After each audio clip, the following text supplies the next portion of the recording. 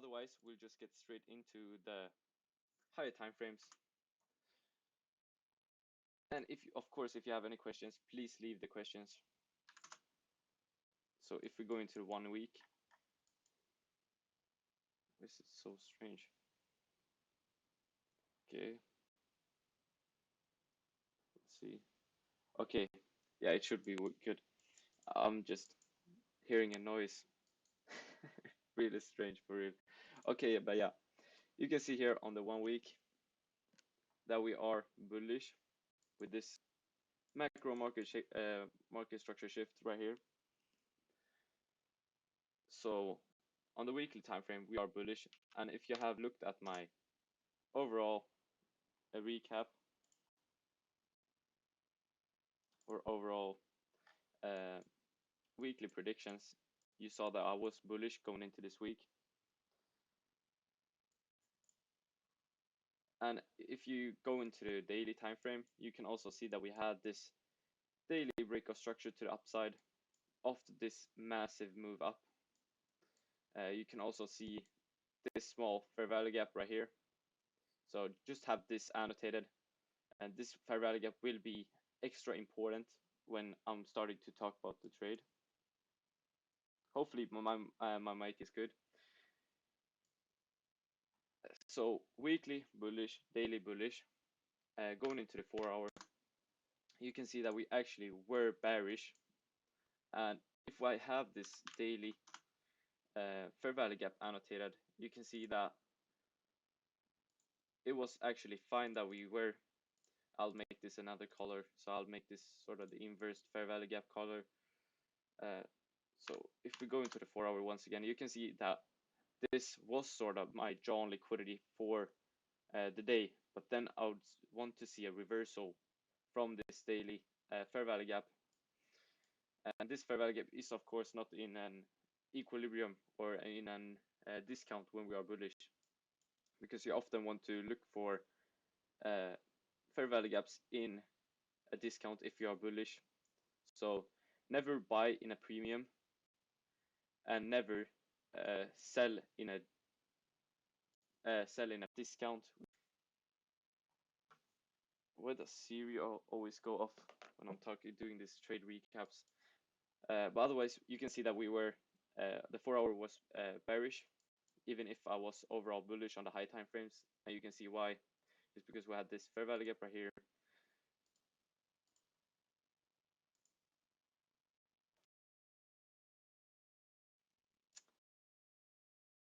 And always buy in a discount if you are overall bullish, and never sell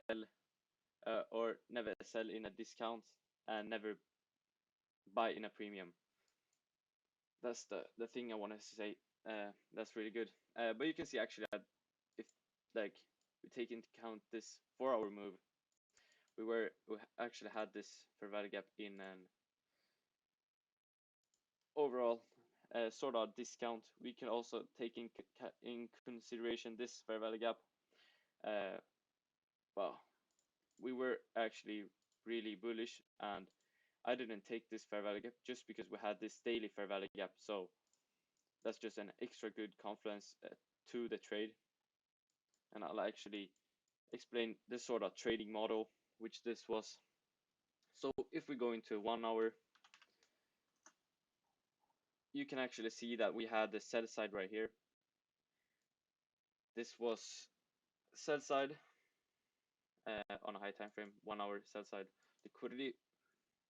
And you can also see that we were bearish on the 1 hour time frame, but we retraced into this and made a liquidity sweep off of this, because if we go back in time, you'll see that we took out this low, moved into this fair value gap in on the daily, and also this fair value gap on the 4 hour, and we also had a fair value gap on the 1 hour. So I was waiting to see a reaction off of a bullish reaction off of this liquidity sweep, and then going into the fair value gap. And of course I waited until the 9 I think this is 9 a.m.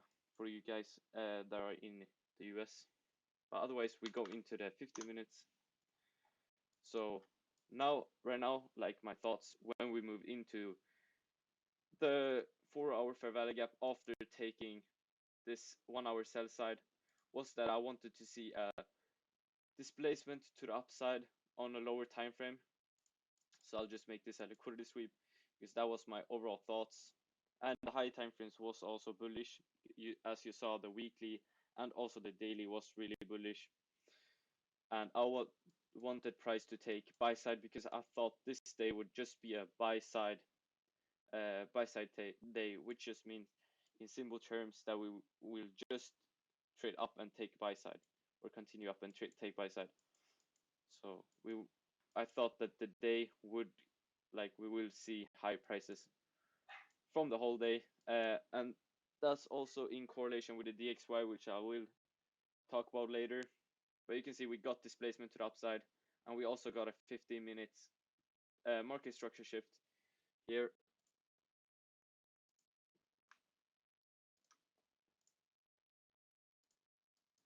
And if we go once again into a lower time frame,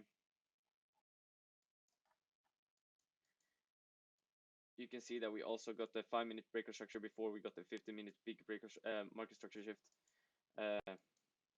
Otherwise, I wanted to see price trade into the first fair value gap in equilibrium, which it did right here, right here. So off here or here, somewhere in between here, I entered the trade. I think it was maybe this, just because it was the first fair value gap in equilibrium, and you can see that the market actually used us as liquidity, and this was where I put my stop loss. I put my stop loss right here, or you could also have put your stop loss right here, and this would be our first take profit. This is not the sort of typical good take profit, just because it's not even a 2RR, but like if you take in consideration the risk, which we were trading against the 4-hour and also the 1-hour, but and overall this was a really like high RR trade, because this was my final take profit, or it would have been, because like I would put my stop loss right here, so it would be an overall good trade. And you can see all the take profits. I think I had my take profit here and here, and here were my final take profits of this high. And yeah, that's the trade. And sort of the things that maybe went wrong with this trade was that we didn't have the 4-hour and we didn't have the 1-hour time frames, or we were trading against them.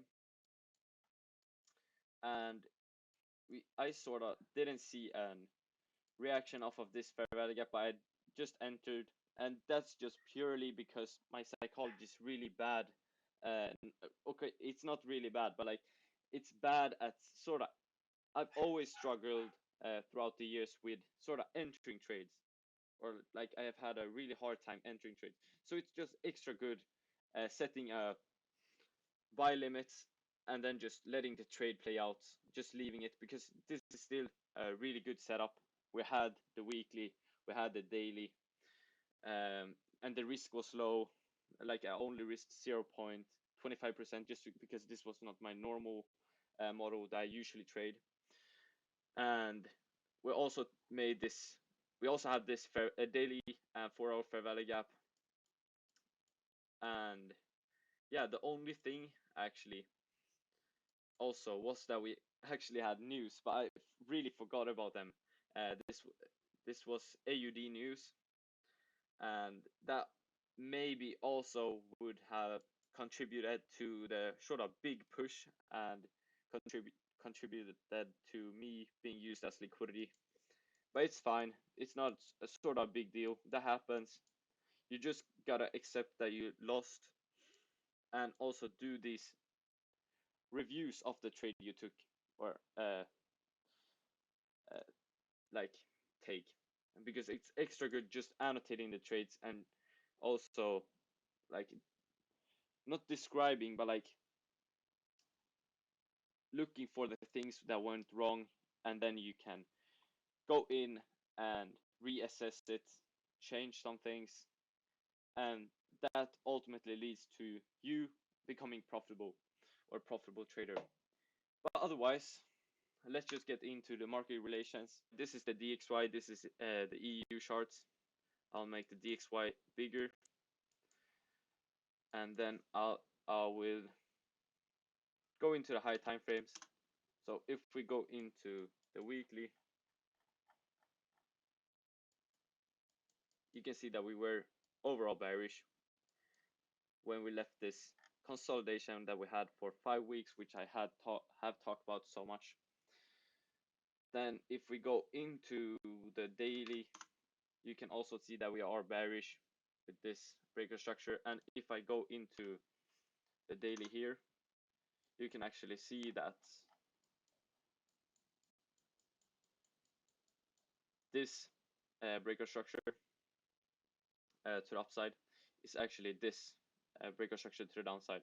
Or this is not, but like if you go into a 4 hour, you can see that this is a high time frame breaker structure to the downside or continuation. And we go into the 4 hour here. You can actually see that we had, prior to the trade, we had this order block, which I had as my DXY correlation. So I was wanting to see price trade up into this and then continue down, taking this sell side. That was my overall thoughts. You can also see that I annotated this liquidity sweep, and I'll get into it on a lower time frame. And this was my overall drawn liquidity for this week. And I'm still waiting to see it. We may be seeing it tomorrow because I am still bearish, even if we haven't made sort of but you can see that we made this liquidity sweep. I'm not in the zone, not into. Usually I just bam bam bam bam tell all the things, but like, yeah, now I'm out of focus. Need to make this 4 hour as well. The SPX will be much better just because I've looked at it so much more, and this is not my usually trading setup I usually take. But you can see that we are actually, we have made this macro market structure shift right here. But you can also see that we have reacted with this, so we'll see. But like, anyways, I am bullish going into tomorrow, and just so you know, so I will be looking for longs, just because I think the dollar will continue down. But otherwise, let's just go into a lower time frame. You can also see that we have made this. If I also go into the 1 hour right here, you can also say that, and if the dollar goes down, EU goes up. I just wanted to say that for the people watching and is wondering why I wanted to see the DXY go down. That's just because it's so correlated. We can see this is the 4 hour order block. It's actually supposed to be a bit higher up. And we also had a gap right here. This is a new week opening gap. So I was wanting to see price go down, go up to here, react off of this, and then continue down, taking this sell side, and then that would cause this to continue up, taking this buy side. So that was what I was seeing overall. Yeah, we'd also made this liquidity sweep right here, then continue down, made this daily, and I was also wanting to see this new day opening gap getting filled. That would just cause me to, I think it would be filled somewhere here if price continued up, and that would just cause me to take away some of my positions of the trade. And you can see that it reacted over here instead. We can also go into the 50 minutes on this. But you can overall see my thought process going into this trade. Otherwise, we'll just get into the DXY or SPX. And I'll take this away. So I'll do the same with the SPX thing, the SPX trade. And you can see here, we have just chopped around. We have sort of stayed in here. I think overall this is not even stopped out yet. But I moved up me and the premium moved up the, maybe not all people in the premium chord, but most people, just because I did it, moved up the stop loss to break even, just because this just chopped around. So I just said if it goes to break even, then we just finished with the trade. Like, I don't want to be in a sort of choppy situation, but you could still be in this trade. Like, it is not impossible that we have gotten stopped out overall on this trade yet. And this is actually a good trade. So it's a 1 to 8.28. So I've just taken, I think I've taken just these two trades for this whole week. So going into this SPX trade, you can see that on the weekly time frame, we are bullish. On the daily time frame,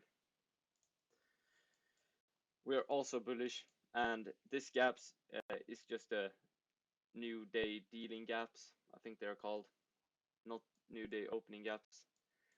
You have new week opening gaps on this. Well, this is just, I just trade without electronic trading hours. It just means that if you go and search up SPX on, there are a few SPX, but like if you go and search the CFD SPX, that just means that it is electronic trading hours, which this SPX is not. So this is just, or this SPX just opens when the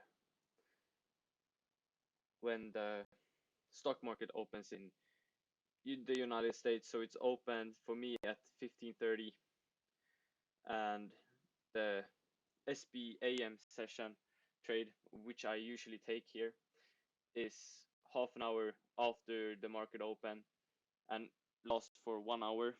So going into, I just need to fix this. So going into, you can see that we are bullish on the weekly and daily. Going into the 4 hour as well, we are also bullish. Going into the 1 hour, you can see that we are also bullish, and we traded up into this fair value gap right here, this fair value gap. And if I go into a high time frame, like 4 hour again, you can see that we traded into the 50% mark of this 4 hour fair value gap.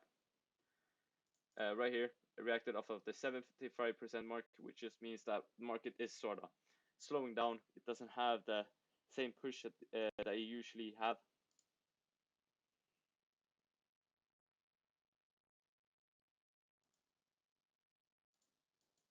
Otherwise, I'll just explain this. Gaps. This is the previous day dealing gap, and this is this day's dealing gap. And you can see that we are bullish. We reacted after the 75% mark of the 4 hour fair value gap, trade up into this, sort of filled this on the electronic trading hour. We filled this previous day dealing gap, and we continued up, making this breaker structure right here. I was thinking that we would also, on the lower time frame, we of course made some liquidity sweeps. You can see that we made this liquidity sweep, displaced higher, made this market structure shift, continued up. This is the dealing range, which I had annotated, and I was thinking that the market reacted off of the 50% of the dealing range, continued up, traded down. And on a lower time frame, you can see that the fair value gap we traded into, this 4 hour fair value, 5 minute fair value gap, reacted off of that, and I entered off of that. It should be like this, and this stop loss should be like this. So my first take profit was here, and my last sort of take profit, I would take profits when the sort of trade goes on, just because I would be looking at the DXY, looking at how it reacts with sort of different liquidity points, just because when it's empty right here, the DXY does not have it empty. So I would just look for the DXY for advice on how I would manage the trade. But this is just my last weekly drawn liquidity. I'll still think price will move, take this drawn liquidity before the weekend, before, yep. Why do I always get the 4 minutes? Just because I forget the age. But this is the drawn liquidity I have. I think the market will trade up into this, make a liquidity sweep, and then maybe continue or go lower. But we'll see. Maybe very likely will just continue higher, just because people are looking for a safe haven. So that just means, and also the DXY is continuing in a downward direction, which just indicates that we will continue up. As the same for crypto and everything against the DXY. So yeah, going into the 5 minutes once again, I'll just explain what happened. So you can see that we made this liquidity sweep, market structure shift, continued up, reacted off of the 50% of this dealing range, and also 25% of this previous day dealing range. We had this 4-hour fair value gap, which just indicates the price maybe want to make it a balanced price range. Trade up into or reacted off of this 5-minute fair value gap, continued up, made this is 1 minute market structure shift, and this is breaker structures continuing up, and sort of reacted sometimes with this 5-minute fair value gap, and you can see that we are still not stopped out, but of course I was stopped out around here just because my spread is really bad on SPX, which is really strange. I always have bad spread on my live and my funded, and I have a live account with Wanda, which I highly recommend, and I have funded accounts with many different prop firms, but I'll stop actually using those funded accounts and maybe do a giveaway on those fully funded accounts in the future. I have not many, but like I have 3 100k funded accounts, which are maybe in the near future, will do a giveaway on, and they are fully funded. So we'll see what happens. I'm not indicating anything because that maybe will have some legal implications, just because they are on me. So like their KYC checked on me and everything. But like, I'll see what I can do. I'll see how we can fix it. So we'll maybe